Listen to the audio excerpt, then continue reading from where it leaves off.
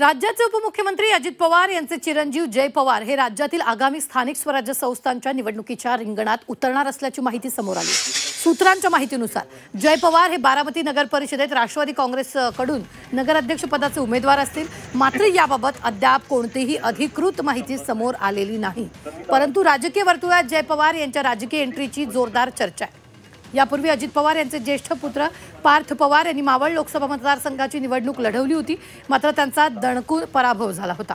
यानंतर अजित पवार यांचे दोन्ही पुत्र निवडणुकीच्या रिंगणात उतरणार असल्याच्या चर्चा वारंवार रंगत आहेत। विधानसभा निवडणुकीच्या वेळी अजित पवार यांच्यासाठी बारामतीमध्ये प्रचार करण्यातही जय पवार आघाडीवर होते।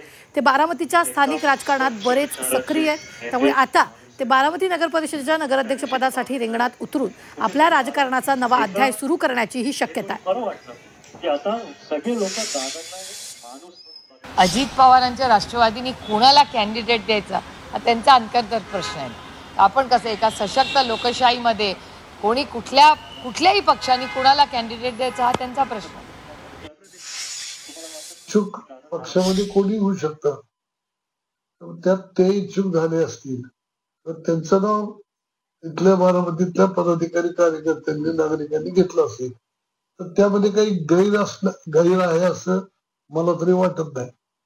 त्यावरती विचारविनिमय होईल आणि योग्य तो निर्णय तिथले असलेले नेते म्हणजे आमचे राष्ट्रीय नेते अजितदादा तेच त्यावरती निर्णय घेणार आहेत।